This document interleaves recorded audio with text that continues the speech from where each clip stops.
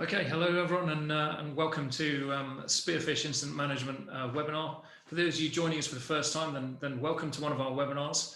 For those of you rejoining, then welcome back. My name is Darren Kelly. I'm the Senior Security Advisor at Spearfish, and together with some of my team, we're going to be taking you through some of the key elements of incident management. So over the last year, we've delivered a range of online webinars due to lockdown and a whole host of other reasons. We've had roundtable discussions. We've also delivered India and Nigeria specific webinars, including some of our online travel safe courses. And we decided that actually now was a great opportunity to introduce our Regional Security Advisor Network, who really are the backbone of our duty of care provision and security overseas. So they're all experienced in dealing with and supporting our clients, their range of projects and dealing with incidents, such as some of the ones we're going to talk you through in a moment. They're supported by our international office based in Winchester. So a couple of admin points before we get into the thick of it. You'll see on the screen at the moment, your microphone, we just ask that is set to mute. Your chat is set to everyone, so there's an opportunity for all of us to see the questions that are being raised. However, if you do want to ask a direct question to any of the individuals on the team, then it's a case of drop down menu, find our names, and then just ask us privately, and that'll be kept between us. Make sure your camera is switched off. It gets a little bit crowded. We've got a few participants today, and if we all had the cameras on, the screen would get very small and it would get very difficult. And then finally, just make sure you've got a drink and that you're sat comfortably, and then we'll move on. So next slide, please, Rosie. So just to add a bit of context to the Regional Security Advisor Network before we get into it. So the Regional Security Advisor Network is based around three components ultimately. Each one is entirely flexible and probably most importantly is scalable. So the first one we would look at is a full-time embedded advisor. That would be a local national from the country of interest, with providing dedicated support to that project throughout. The next level, part-time, high to medium countries of risk. We'd be talking about travel outside of the capital cities, but ultimately a little bit less than if it was a full-time. And again, local national security advisor to add context to that. And then finally, regional support. So really we're talking about where we have clients flying in and out of country, but no permanent base in that country. And so we can provide that support regionally and manage that element of duty of care. For those countries where we don't have a permanent presence, but one is required by a project, then we have a lead time of about 4 weeks for recruiting, training, and then embedding them within that specific project. So that's the model that we're operating, and that's how we're currently working for the clients all around the world. So Rosie, next slide, please. Okay, so here's what we're going to be focusing on. We're going to look at our understanding of the concept of incident management. We're going to identify the threats, start to consider mitigation measures. We'll look at how we set about developing our plans and then how we respond. And ultimately, this is an opportunity for us to review our incident management processes. Next slide, please, Rosie. Okay, so here we have the phases of incident management. You'll see that there are 4 distinct chunks, starting off with prevention. It's part of a continuous cycle. And as we go through the presentation, that will become slightly clearer as to why it's continuous and why we might be focusing on all of these elements, even if we're in the response phase. What I will say is that actually the bulk of what we're going to talk about is actually in the prevention and the preparation stages. So that's the first 2 phases of incident management.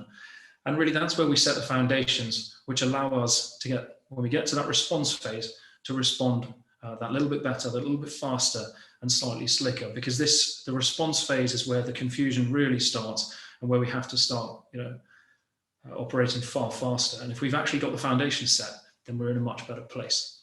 And then we'll focus on the recovery phase and slightly later on, but actually the recovery phase is something that can start to take place during the response phase. And Lewis will cover that in a bit more detail in a moment. So next slide, please, Rosie. Okay, so what I'd like to do, the first phase that we're going to look at is prevention. And what I'd like you to do is just using the chat box, just give me some of the threats that you feel you would need to consider as part of an incident management plan.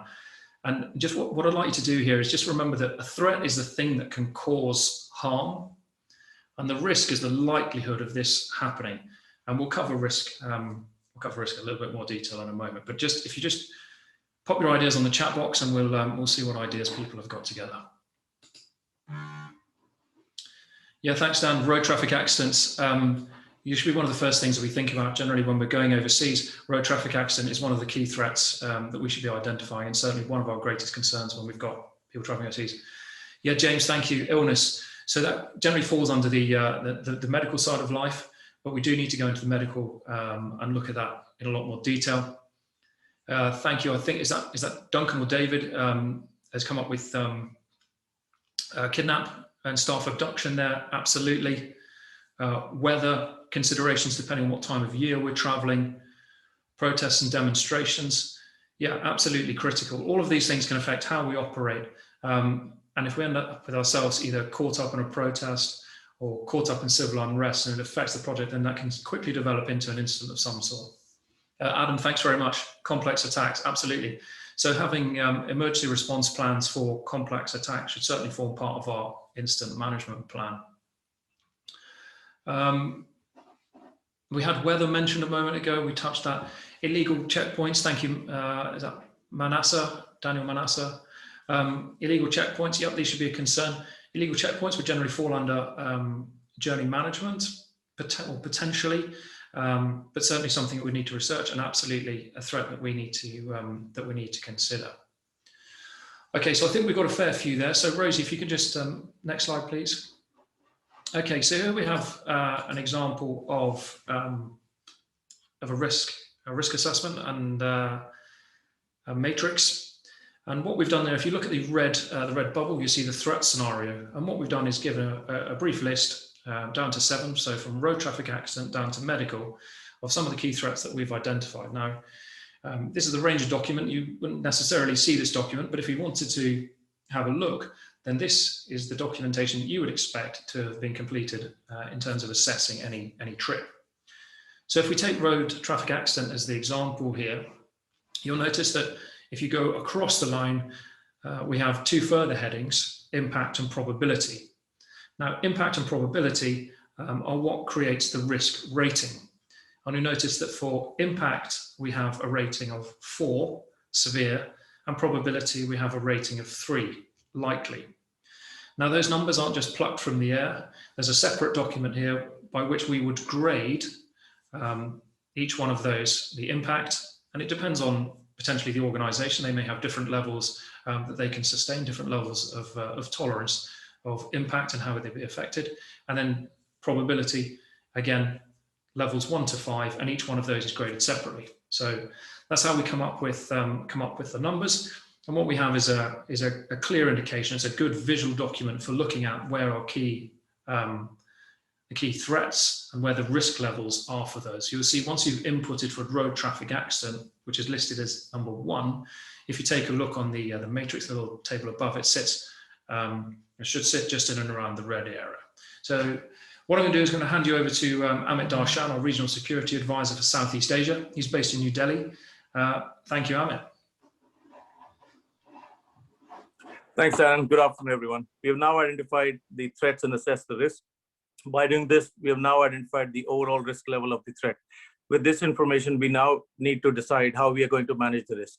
We have the options to tolerate, transfer, terminate, or treat. Tolerate effectively, this means we accept the risk as it is. Based on our risk appetite and tolerances, the assessed level of risk for the threat is accepted. We must review this regularly in case this changes at any point of time. Transfer, quite simply, this means hand the risk over. Be careful with this though. Duty of care is non-transferable, and so in the context of people, transfer is not necessarily an option. It may be better to look at this in terms of assets. By hiring a fleet of vehicles rather than buying, we expect that we would receive a replacement vehicle if our vehicle was damaged. If the vehicle has a driver provided too, then we might also expect that in an accident where the driver is no longer able to drive, that we would receive a driver and a vehicle to cover this. Terminate means we just stop whatever is causing the threat. This is not as easy as you might imagine, but perhaps if we are using a ferry service to cross a river and the overall risk of capsize was rated beyond our risk appetite, then we would terminate the use of ferry at that point of time. This works if there is an alternative route or if you can afford to stop going to the location on the other side of the river. And lastly, it's treat. Treat in this context means how to mitigate the risk. What we are aiming to do is reduce the impact and probability of the threat, as indicated by the blue circles. Next slide, please, Rosie. Let's use a road traffic accident as a planning example. Now, using the chat box, give me some mitigation measures that you feel would help reduce the overall risk of a road traffic accident. Always remember the risk is likelihood and probability of this happening. We are looking at reducing those two key elements. Road sign, that's a good example. Wearing of seatbelts. Seatbelts is another crucial example. I mean, seatbelts would help in case of an exigency. Vehicle roadworthiness, training drivers, speed limit, using trained drivers, weather conditions. Absolutely, absolutely. I'm sure you all must be having more examples. However, due to time constraint, let's move to list a few of these measures. Next slide, please.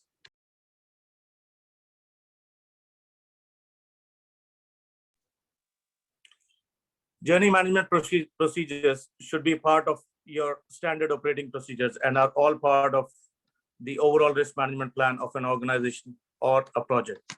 These might include qualified drivers, vehicle standards, route selection, driver hours, vehicle speeds, communication plan, recovery equipment, and lastly, first aid training. Qualified drivers, you might reasonably expect that with better trained drivers, you would reduce the probability of having an accident. Keep in mind, there are other road users though, and we can't mitigate for their poor driving. Vehicle standards, a better quality of vehicle should come with better brakes and better safety features. And so this would reduce both the probability of having an accident and the impact if you do have an accident at any point of time. Route selection, using a route that is well selected, and as a result, people drive more carefully, or perhaps using a route that has a better quality road surface. Driver hours, absolutely a key measure. Enforcing how long drivers are able to drive for. For example, if find out how long your driver's commute to work is, you might find that he's well over his daily hours if you add a full day of driving on top. Vehicle speed, the slower an impact, the less likely we are to cause serious damage to ourselves and others. The slower we drive, the more time we have to react and to avoid an accident. Communication plan. If something does go wrong, the quicker we react to it, the quicker we can start to resolve it. Hence, communication is vital in reducing this. Recovery equipment, it absolutely reduces the impact of a breakdown. And lastly, most important is first aid. First aid would potentially reduce the impact of an accident in terms of our abilities to treat casualties and preserve life with the correct treatment. I'm now going to hand you over to Austin Paber, Regional Security Advisor for West Africa, based in Abuja, Nigeria. Over to you, Austin. Thank you. Thank you very much, Amit. And I want to use the opportunity to say welcome to everybody who has joined this session. So I'm going to be taking off from where Amit has left off. I will be taking us through the preparation prior to the incident. We're now going to move on to the preparation phase, right? Having identified the threats, vulnerabilities, and risk level, we're now required to prepare a primary document. A paperwork is like a document we call overreaching policy document. This can be called an incident response plan. However, the incident response plan then guides the emergency response procedure, which are the individual responses for each, each identified threat or each individual threat, as the case may be.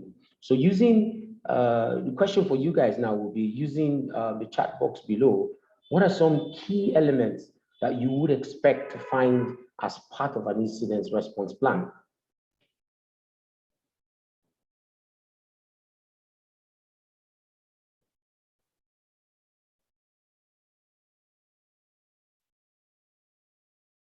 Check communication plans. Sarah, thank you very much. Name contacts. Stephanie, time, severity, casualties. Vehicle maintenance, thank you very much. Resources, yes, absolutely. Things to consider when you're structuring a emergency response procedure, absolutely. Blood group, yep, James, that's a very good one. Absolutely, Lewis, listing the individual incident type, it's important. Good communication, yep, I completely agree. Next of kin, Fida, that's a very good one. Definitely who to reach out to if there's an incident regarding kidnap or maybe an accident, stuff like that. Absolutely. Yes, we talked about communication as well. Yeah, absolutely. I couldn't agree more with all of this. Floor plan, responses. Okay, response plan, absolutely. Thank you, Felix. I see that. Nearby medical facility. Yes, yes, Shane, not always in the vehicle. Okay, yeah, I think we can accept that. That's really good. Security policies. Okay, yeah, Fida. Yeah, that's really good. We definitely, different answers are flooding in, and we might not be able to catch everything. So we'll just continue. Rosie, please, next slide. So basically, this plan must have, following some of these elements as minimum, minimum requirement. Basically, this plan definitely should have things like intent. That's what communication, command and control. Sorry, that's who. Basically, a team. A team is responsible for sorting out all of these incidences as the case may be. Activation. That's when. And then emergency response procedure, basically how how the plan is going to support the individual incidents, basically. So when we talk about intent, we're looking at what you need or what you are setting out to do, basically. It should explain the scope of your plan, which is ultimately to prepare for as many incidences as possible. You'll not be able to cover all aspects, and there will be surprises, basically. So when there are surprises or when there are kind of brand new incidences, you have to have like the right plan to be able to tackle that. And at this point, basically, good judgment and training, need to be relied upon. Command and control. We're talking about the team. Who's responsible? This is where we lay out a clearly, a clear team, and put the right people into the team in order to be able to manage the different incidences as the case may be. It is useful to consider training multiple people for roles in order to cover for absenteeism. So here we're going to consider training a lot of people, maybe 2 to 3 different people from various units, from various departments, just in case somebody's just not on seat for various reasons, like leave, had to go to the hospital for whatever reasons, just so that people are being trained to be able to cover for each other, when they are not on seat. And the makeup of the team depends on the organization, as a matter of fact. But there are key roles that definitely should be part of this response team. So we're talking the CEO, we're talking the MD, we're looking at the management team. As a matter of fact, it's important to involve as much management, top management staff as possible. We're looking at security advisors like ourselves, security managers, HRO, legal units, communications, finance and administration, cherry pick a few individuals from all of these units and form a basic, form the team basically under command and control.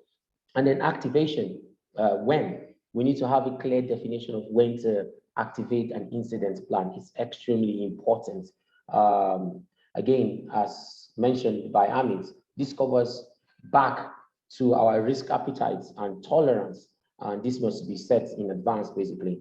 And then emergency response procedure. This is how we need to have individual response procedure for each individual incident type. This will detail the actions that are required, who will carry out these actions, and how they will be recorded. It's absolutely important to record all of these incidences as it plays out, and how the response you know, in the timing when the response is coming through, it's very important to actually, you know, have a record as well. In some cases, there might be as many as 20 or more individual plans. You should also consider personnel not in the incident management team also need to know the plan so that, you know, people are not running, you know, towards the left-hand side while everybody is taking the right exit. It's important to have the entire team involved as well. Next slide, please, Rosie. So basically, when we're talking incident response plan preparation, we're looking at a document that gives clear structure for what actions should be carried out during an incident. It is extremely important for people to know what actions are required to be carried out depending on the type of incidents. A document like this is extremely vital. It's a vital tool. It helps to provide clarity in an uncertain situation or stressful or a fast-paced situation, basically.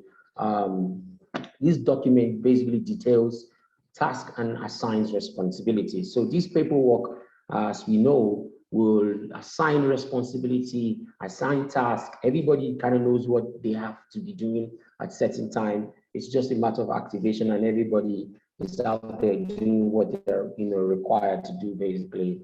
A document like this assists in quicker reaction. So instead of looking for stuff in the office or wherever you find yourself in an incident situation, a document like this helps to let you know where A is, where B is. Maybe it's just there or caught in the office, and then, you know, we need to administer first aid. It's important that everybody has an idea where the first aid box is. Paperwork like this can actually provide for such support and can be used as part of an audit process post the incident. So, you know, documentation like this can definitely, you know, play very, you know, plays good part in post-incident reports and all of that investigation. So thank you very much. I will now hand you guys over to Luzon, who's our Regional Security Advisor, Francophone Africa, currently based in Kigali. Thank you, guys.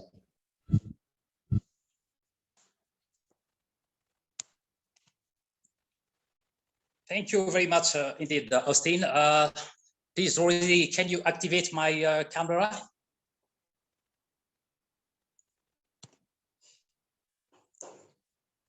Okay, thank you.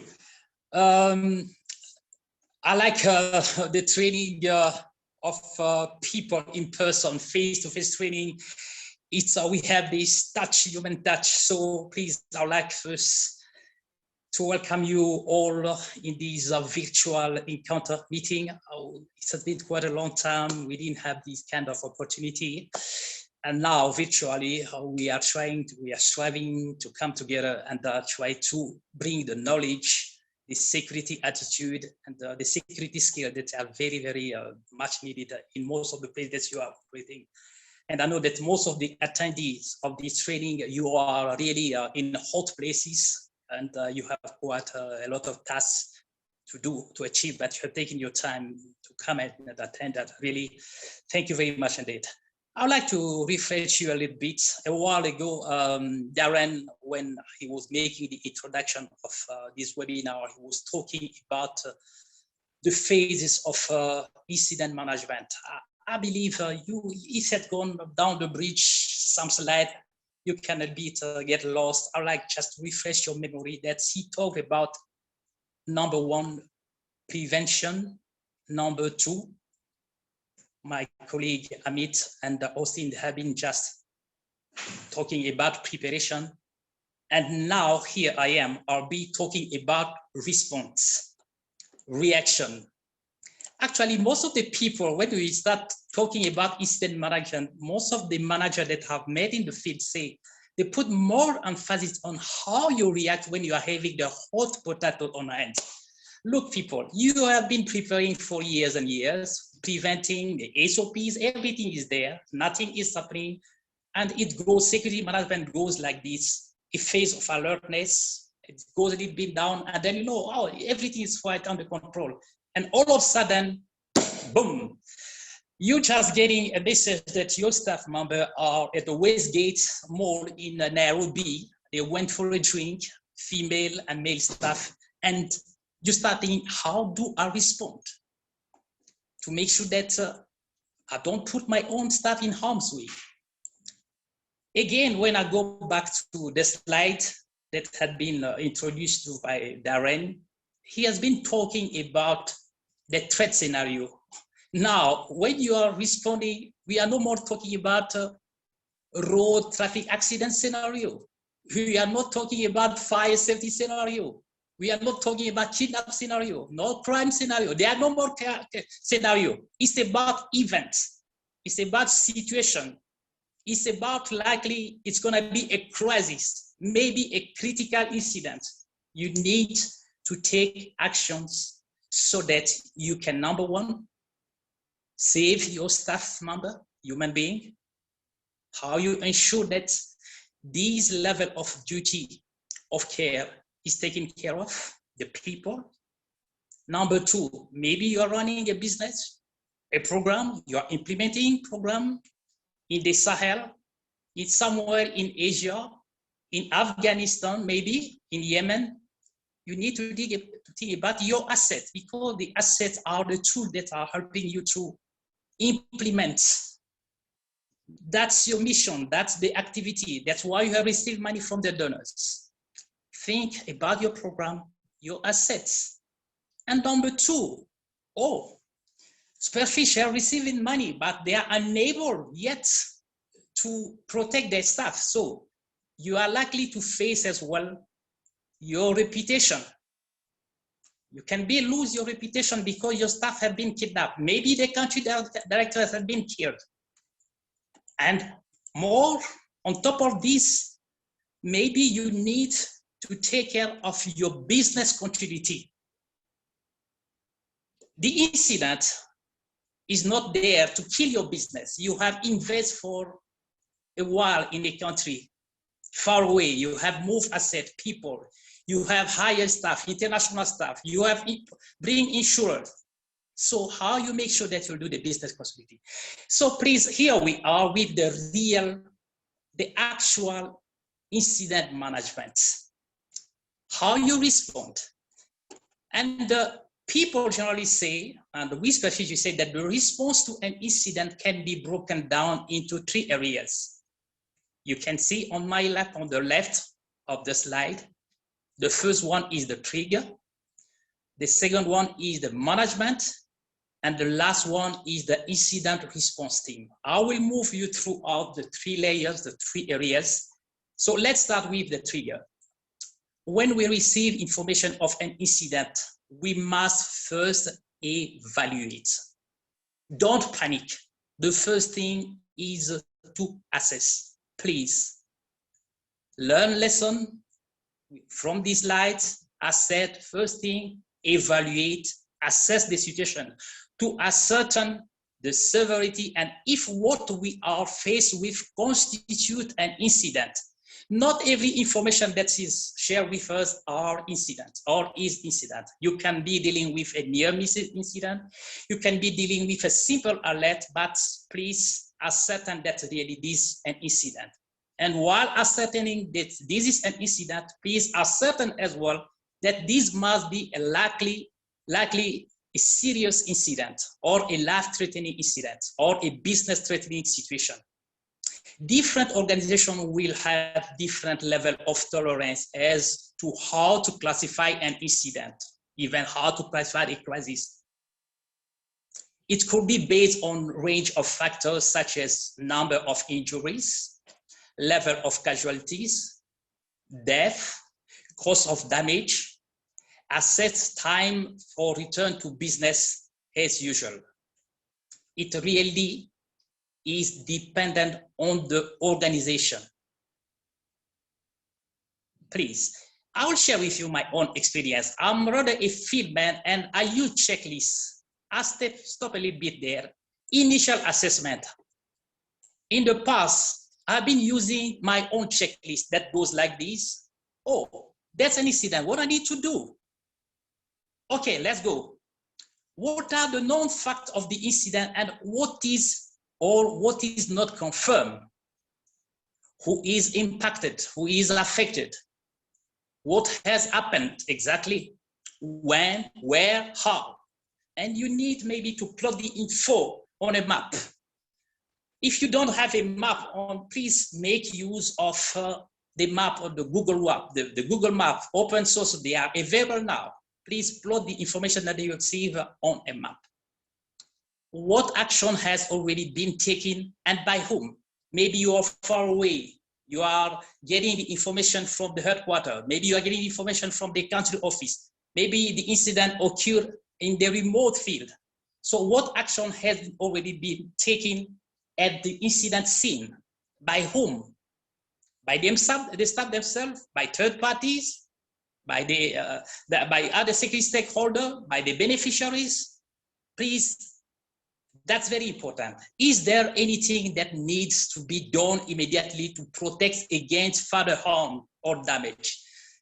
Most often people forget that incidents are likely to be complex. You can have a situation whereby your staff have been ambushed, the vehicle rolled over, and some of them has been kidnapped. So please, what are you going to do to protect against further harm? What take precedence? Medevac the wounded people or start dealing with hostage-taking situation? That's the key discussion that you have to have in mind.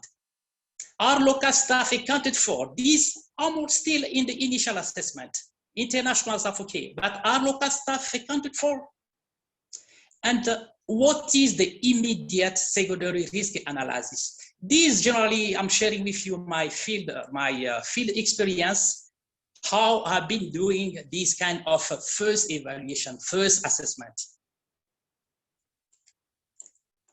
Then the next consideration within the trigger, I'm coming back to the trigger, I'm still there, should be informing management of the incident and the compiling of an initial report for dissemination. And of course, information channeling what's occurring to the management is key. We are corporate, we are business. We don't do, the duty of care is not about you as an individual to afford it. It's about the corporation. It's a corporation responsibility. That's very important for you to understand that you need to inform the management of the incident. And how do you inform them?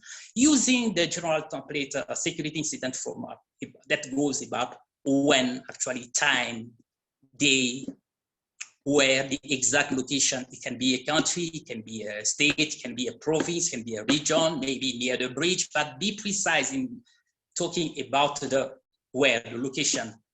Then come the who. Maybe the incident is intentional. Maybe it's unintentional. A kidnapping is intentional. So in the who, you need to understand the who involves both the perpetrator, the author of the incident, and the victims. That's the who that you're gonna have in the kidnapping. But in a car accident, the who is likely, if your car just overturned, it's gonna be likely the who will be only your staff member who have been involved in the overturn of your car. Please, at the end of the day, the last one is the what happened exactly.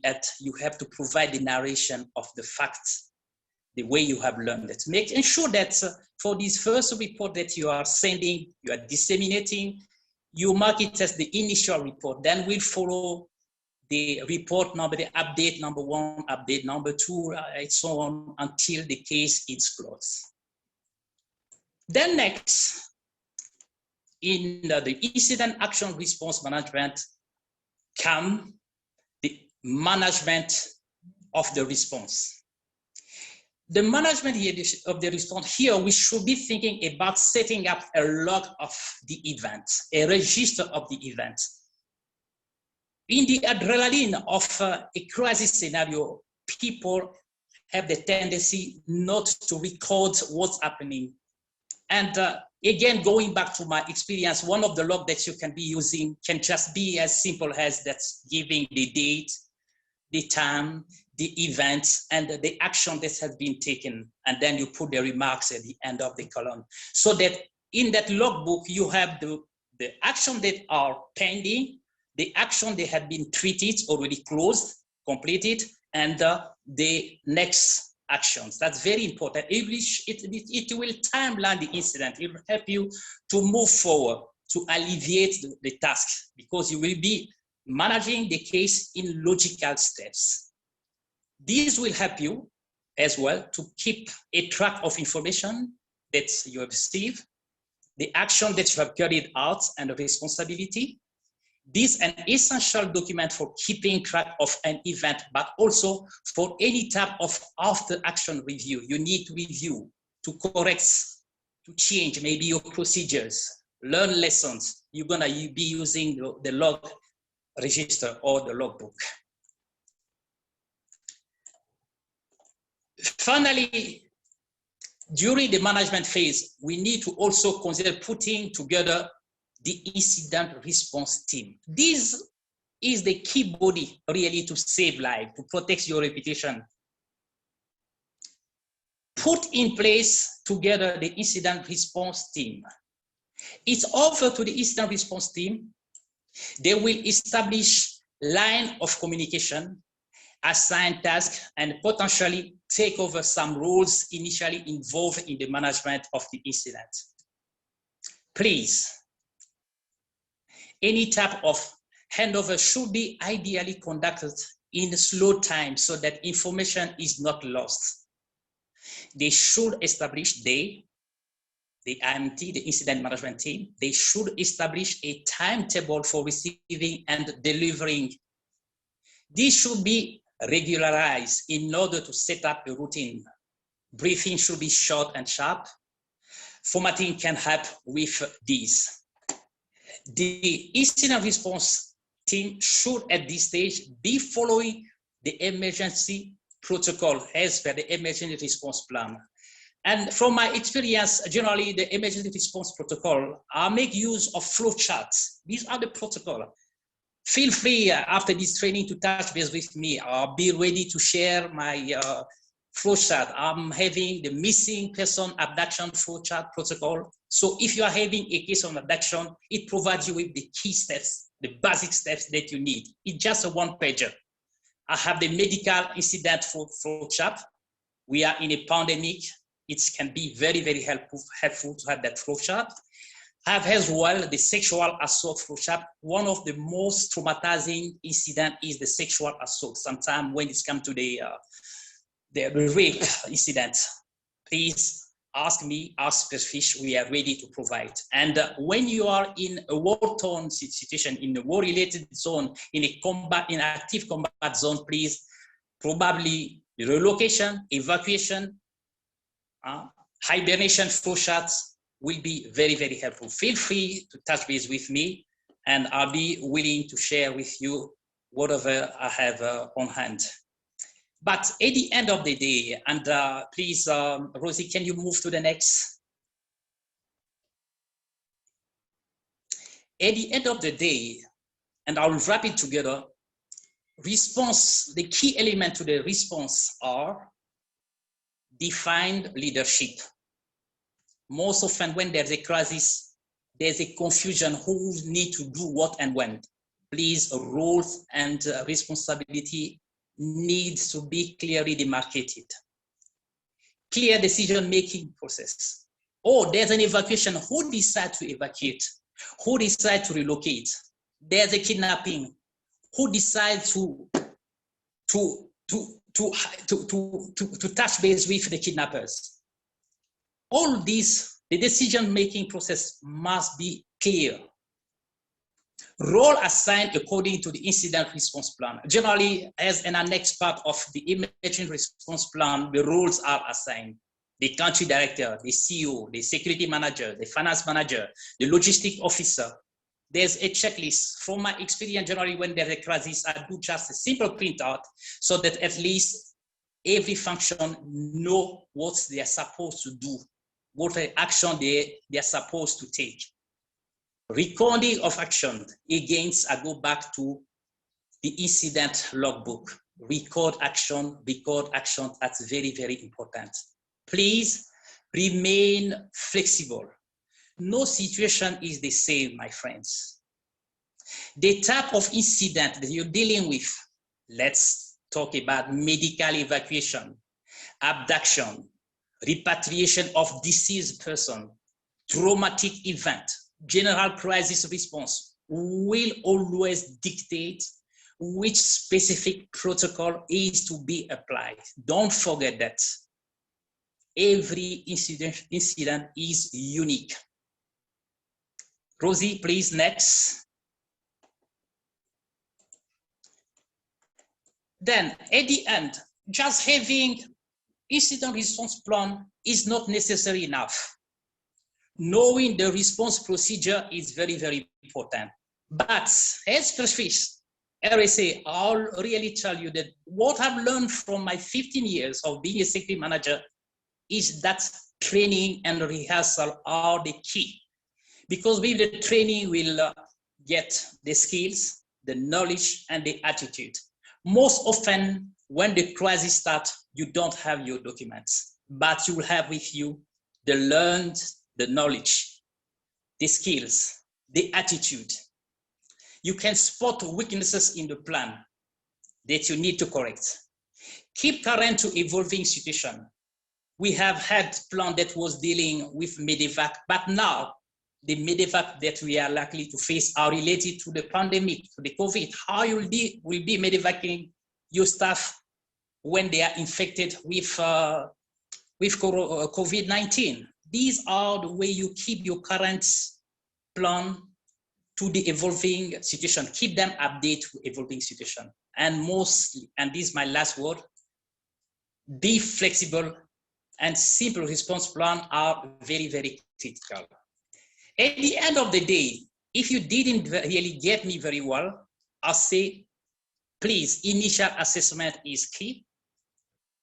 2, immediate actions are very important. Calling county management team and assign role. Start log with responsibility. The emergency operation room should be set up. And talking about emergency operation room, now we are operating virtually. How you set it up? You need to call your friends, your colleague via Skype, via WhatsApp, via Teams. And generally, we used to have this type of emergency ops room where you need to have laptop, projector, Wi-Fi, fax, phone lines, TV, mouse, printers, mobile phone charger, whiteboard, markers, notebook and pen, refreshment. All of these now virtually you don't have that. That's some of them you need to have them. Laptop, projector, phone line, TV, because if it's a crisis like the Westgate crisis in Kenya, likely that's the TV will be reporting of what's unfolding in the incident scene. Please feel free to touch base with Spearfish Headquarters and we'll be there to supporting you. Thank you very much indeed. And now handing over to my colleague, Amit, to carry on with the recovery phase. Thanks, Louison. Thanks, Louison. Now, the last module we'll be covering is recovery phase. Basically, how do we get back to normal operations? It's useful that during the recovery phase, during the incident response phase, to keep in mind recovery and not just dealing with the incident. Response and recovery are not necessarily distinct phases that need to be conducted sequentially. So basically, one after the other. We're not just aiming at dealing with the incident, but we are also aiming to get back on track as quickly as possible and as safely as possible. Now, using the chat box, give me some examples that you feel would help aid the recovery process. Always remember, recovery process, it starts to take place during the response phase. Review roles. Thanks, Luis. New offices for relocation. Yep. Thanks, Dan.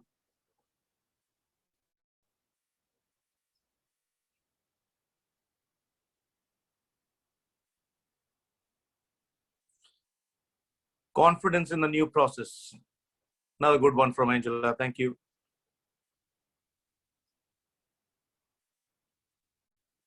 Relocating staff back into affected it. Yep. Lessons learned.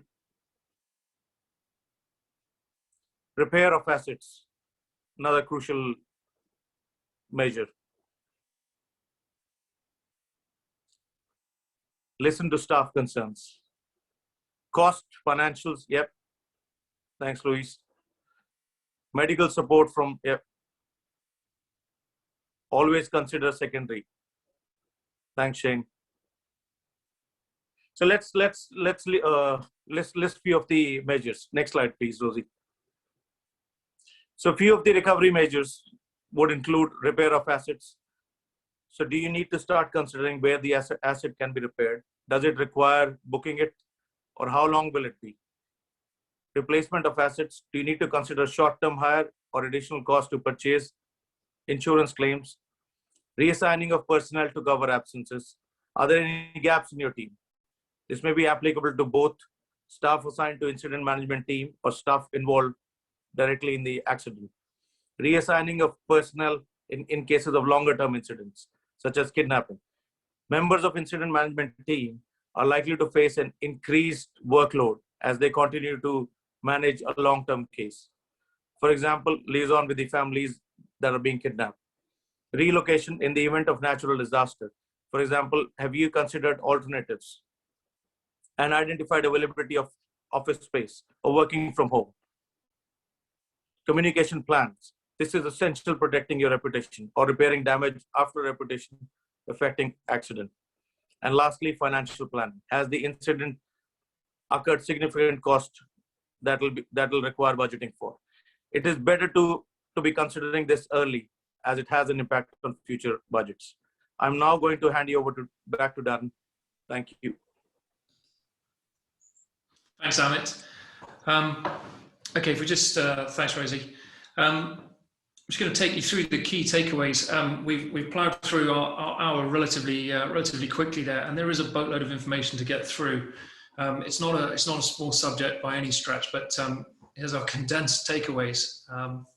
The first one, as I mentioned right at the beginning, would be to focus and identify the threats. And this is really where we're tailoring it to prevention, that first phase. Next thing, as I mentioned, is assessing the risk. And again, this falls under the prevention element.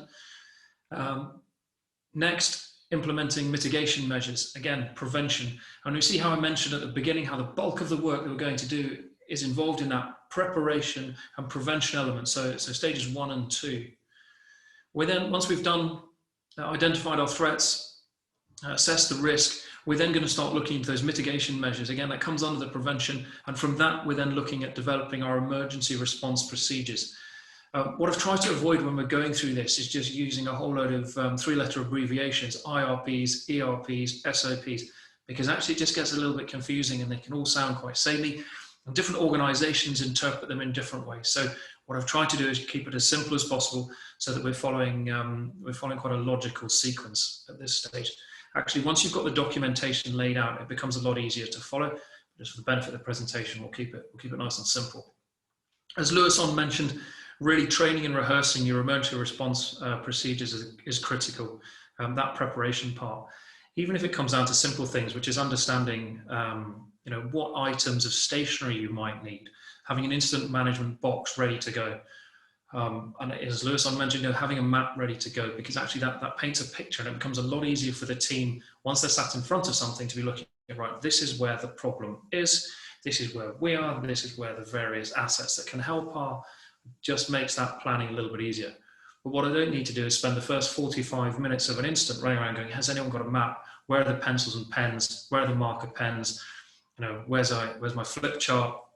These are just things that we don't need to be worrying about at that stage. We need to be focused on the individuals involved in the incident and getting everything back as quickly as possible. So train and rehearse, that preparation element.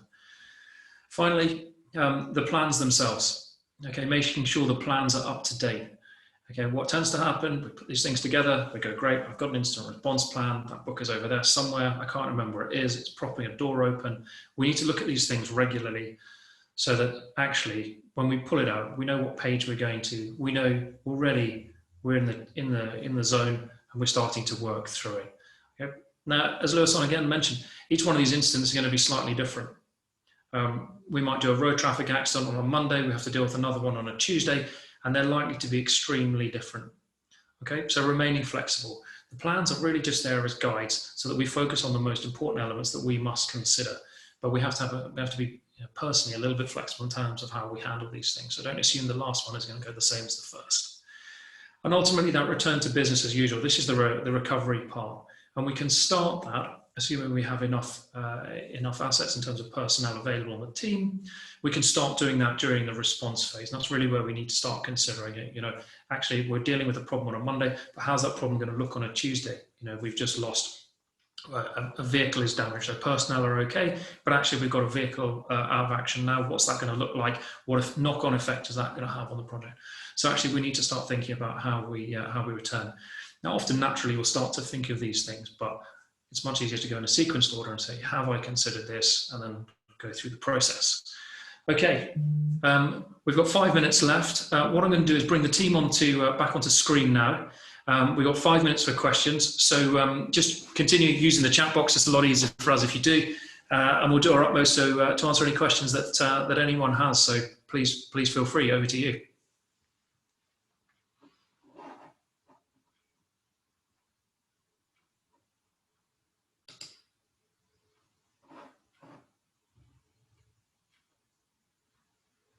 How are you?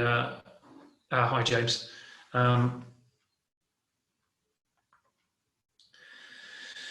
So the impact, again, it would depend on the organization. It might be that the impact is financial. So some organizations will grade things based on, okay, if it costs less than £10,000, it's at this level. If it's more than 10,000, it's more than 50. Or it might be, and sometimes it's combined, up to 50,000, and another element of that would be significant injury, loss of life, and again the numbers will be based on that. So it's far more detailed, and actually it's a very useful thing to go through with different organisations. The organisations we work with range in size from a small NGO with 30 people up to an organisation that has between 3,000 people travelling or deployed overseas. Very different levels of tolerance. So yeah, there's a lot to be going into at that stage, so that everyone understands where they sit. Yeah, thanks, Neil. A business continuity plan, absolutely. So we touched on returning to business as usual, and actually you would ideally want this to fall in as part of your incident management plan or to sit alongside that. It's what are the threats that we've identified, and ultimately what would we need to do if we identify those, or if we come across one of these incidents, how do we get ourselves back as quickly as possible? So in simple terms, let's take a look at natural disaster of some sort. It's a complete loss of power. So we have loss of power and flooding, whatever it happens to be. So the grid is out.